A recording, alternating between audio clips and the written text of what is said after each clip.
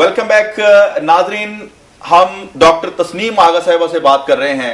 जी आप गुफ्तगू फरमा रही थी खवातीन के हकूक पे। जी देखें, मेजर जो प्रॉब्लम है वो ये है कि हमारे यहाँ तो डिफाइंड लाइंस हैं। हम तो ये नहीं कह सकते कि हमें अवेयरनेस नहीं थी। इस्लाम ने तो पहली बुनियादी तालीम ही यही दी कि तुम्हारी माँ का क्या मकाम है, बेटी का क्या मकाम है, खाला का क्या मकाम है, पुप्पी का क्या मकाम है और बाकी औरतों का क्या मकाम है। तो हम तो अवेयर हैं और नहीं करते, तो हम तो मुनाफिक हैं।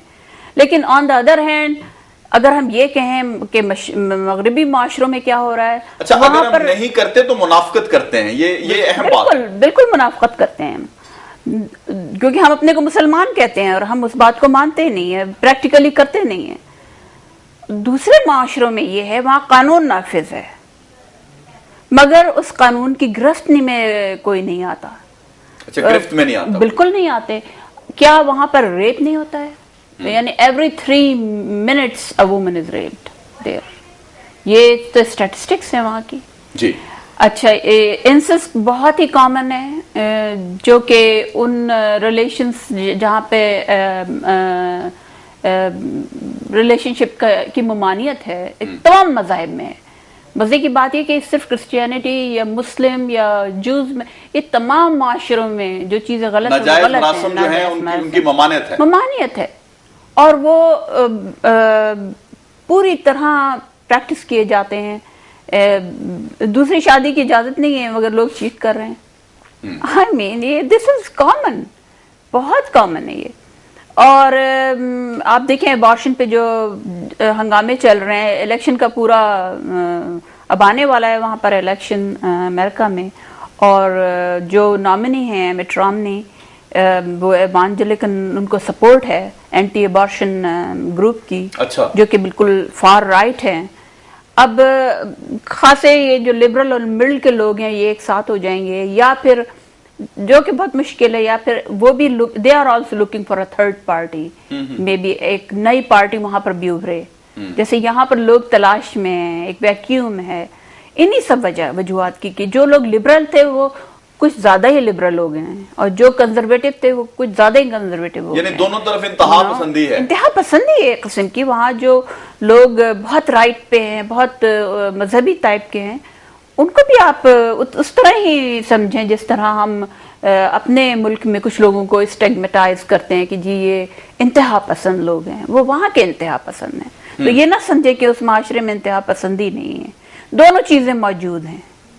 बस ये कि हाँ, हमारे यहाँ ये कि हमारे यहाँ जब से मीडिया आज़ाद हुआ तो कुछ ज़्यादा ही आज़ादी हो गई थी और हर चीज़ मीडिया पे आ रही थी, इसलिए कुछ ज़्यादा लोगों को पता चलने। अच्छी बात है, बहुत सारी बातें अच्छी हैं, लेकिन थोड़ी सी बातें ऐसी हैं कि जो कुछ। अच्छा, डॉक्टर साहिबा ने जो बात की खवातीन के हवाले से, दूसरी शादी के हवाले से उन्होंने बात की कि इजाजत नहीं है, ज़ाहिर है इजाजत की जरूरत है, उसके बावजूद चीटिंग हो रही है। तो क्या इस चीटिंग में औरत तालाकार नहीं बनती? औरत तालाकार जरूर बनती है। उसमें अगेन मैं बात करूंगी, इस्लाम की बात करूंगी कि इस्लाम ने 4 शादियां सिर्फ इसलिए हलाल कर दी गई कि गुमराही का इम्कान कम से कम हो। ठीक है, उसमें फिर औरत की इजाजत को भी मलहूज़े खातिर रखा गया। और मतलब अगर आपको कोई अच्छा लगता है तो आप उसके साथ निकाह कर लें। और ये नाम निहाद जो है, मतलब दे कॉल अस फंडामेंटलिस्ट, मतलब हम फंडामेंटलिस्ट नहीं हैं। इंतहा पसंदी की इब्तिदा वहां से हुई, हमारे मुआशरे के बिगड़ने के इम्कानात वहां से पैदा हुए जब वहां पे लोगों का रुझान बढ़ा, जब रोजगार के मौके थे, बहुत कुछ था, बहुत सारी वजूहात थी लोगों की यहाँ से मूव करने की। लोगों ने देखा और बहुत चीजों को यहाँ पे अप्लाई करने की कोशिश की। उसकी तरह से वो ये होता है कि वो कहते हैं ना कि कौवा जब हंस की चाल चलता है तो वो अपनी भी भूल जाता है। तो गुमराही की जितनी इब्तिदा है, मैं बात आपने की थी रेप से शुरू हुई थी, खवातीन के रेप से शुरू हुई थी।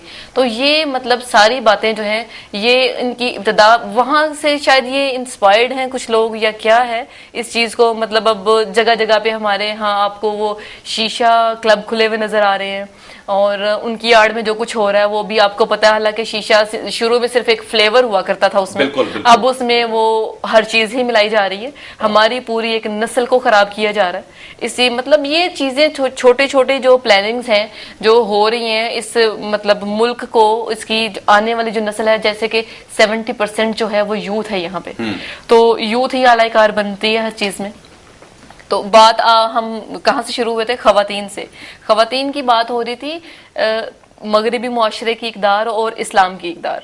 हमारे यहाँ पे हमारे पास तो एक शेल्टर है, इस्लाम हमारा शेल्टर। आप बार बार कह रहे दीन फितरत, हदूदो कयूद हैं, इसमें कुछ मतलब कायदे डिफाइन कर दिया गया है, हर चीज डिफाइन कर दिया गया है। अगर हम उसकी वायलेशन करेंगे तो हम अपना उससे बाहर जा रहे हैं, ज़ाहिर है हम मालाकार बनेंगे लोग। बिल्कुल, हम गुमराही का शिकार भी होंगे, चाहे खातून हो चाहे मर्द हो, हम गुमराही का शिकार भी होंगे अगर हम। लेकिन बात ये, फिर बात आ जाती है तरबियत पे। ये चीजें हमें कौन सिखाएगा? ये चीजें हमें सिखाएगी हमारा घर, हमारी फैमिली। यहाँ पे तो ये होता है कि जब एक बच्ची वो ग्रोन अप है, लड़की, उसको मतलब वो शादी भी हो जाती है, उसको पता नहीं होता कि विरासत की मैं भी हकदार हूँ। उसको आराम से घर पे बुलाया जाता है, भाइयों के दरमियान बिठाया जाता है, उसे साइन करवा ली जाती है, हंसी खुशी वो भी कर देते हैं कि जी मेरे भाई हैं। तरबियत ही ऐसी है, मतलब हमारा जो ब्रॉटअप है उसकी बुनियादें ही ऐसी चीजों पे रखी जाती हैं कि एक तो वो खुद ही सरेंडर कर देती है। एक औरत मौजूद है जो माँ है, ठीक है, लेकिन वो भी चाहती है कि मेरे बेटे को ज्यादा मिल जाए। माँ भी असल में माँ की तरबियत भी उसी पैटर्न पे हुई है। माँ भी ये सब कुछ फेस करके आई, पूरा का पूरा माशरा उस फेज में से गुजर के माँ भी आई है, जिस फेज में से अब वो अपनी बच्ची को गुजार रही है। ठीक है, उसके बाद होता ये है कि अब हमारे यहाँ सिंध में अपनी जायदाद को घर पे रखने के लिए लड़कियों की शादियां कुरान पाक से भी कर दी जाती हैं। ये भी बहुत बड़ा, ये भी एक बहुत बड़ा अलमिया है। ठीक है, मैं आपको आप अपनी बात खत्म करें तो उससे पहले मैं आपको बता दूं, लड़की को तो ये भी नहीं मालूम कि मेहर हक उसको पहले मिलना चाहिए। बिल्कुल, यानी निकाह है, यानी वो मेहर की हकदार है। निकाह के बाद उसका मेहर भी उसको नहीं देते तो बाकी और क्या करेंगे? या फिर माफ करवा लेते हैं। ये तो आप देखिए, लड़कियों को तो ये तक नहीं पता। बात अवेयरनेस की है। अवेयरनेस हमें कौन देगा? हमें इदारों की जरूरत है, हमें इंस्टीट्यूशंस की जरूरत है, और हमें बेहतरीन पढ़ाने वालों की जरूरत है। जो पढ़ा रहे हैं वो लोग भी हमें नहीं बताते। मैंने ये सब बातें अपनी यूनिवर्सिटी या अपने स्कूल में नहीं पढ़ी। अच्छा, एक तो तालीम है जो आप इंस्टीट्यूशन की बात कर रही हैं, ज्यादा बात हम उस पे करें। आप देखें ना, पढ़ी लिखी खवातीन हैं, वो माएँ हैं, वो भी इन बिटवीन डिफरेंस रखती हैं कि ये बेटा कंपैरेटिवली कम है, ये बेटी है। और वही माँ जो सिग्नेचर की बात की है वो हंसी खुशी उसी बेटी से वो पढ़ी लिखी मांग करवा रही है। अच्छा, मैं समझता हूं, जो मुझे समझ आ रही है सारी गुफ्तगू से, कि ये जो तमाम जो गुनाह आप कह रही हैं ये औरत की मदद के बगैर मुमकिन नहीं है। अगर ये मर्द जबरदस्ती करवाता है तो वो तो एक जबरदस्ती है ना कि जी ये सिग्नेचर्स करवा दो। प्यार मोहब्बत बहला फुसला के वो माँ जनाब वो उससे साइन करवा रही है, ये भाइयों के हक में ये लिख दो। क्या कहीं आप कहीं नहीं देखती कि औरत भी खुद जिम्मेदार है? इस तरह से जिम्मेदार है औरत। वो नहीं, औरत जो सिग्नेचर कर रही है ना, आप बात करें, वो जिम्मेदार कम है, उस औरत से कम जिम्मेदार है जो करवा रही है, क्योंकि उसने ब्रॉटअप ही ऐसा दिया बेटी को कि ये तुम्हारे भाई हैं, ये तुम्हारे अब्बा हैं। जी बिल्कुल, इनके लिए तुम्हें सैक्रिफाइस करना है, अब्बा के आगे जुबान नहीं खोलनी, और भाइयों की इज्जत का ख्याल रखना है। बाहर निकलते हुए अगर पढ़ने जाना है तो यूं जाना है, सहेली से मिलना है तो यूं मिलना है, भाई को गुस्सा आ जाएगा तो भाई कुछ भी कर सकता है, अब्बा को बुरा लग गया तो तुम्हारा बाहर निकलना बंद हो जाएगा। ये ब्रॉटअप के अंदर वो खौफ भर दिया गया है, वो इतना डर भर दिया गया है कि वो हंसी खुशी, पता नहीं उसको अगर पता हो अपने हिस्से का, अपनी विरासत का इल्म हो तो शायद वो इतनी हंसी खुशी भी ना करे, लेकिन उसके इल्म में नहीं है कि 1/3 क्या है, वो ये सारे ये भी एक अवेयरनेस की जरूरत है, बहुत जरूरत है। हमारे जो बुनियादी तालीम जो हमारे स्कूल्स में पढ़ाया जाता है हाई लेवल पे, मैं चाहती हूँ कि मतलब मेरा अपना एक नजरिया है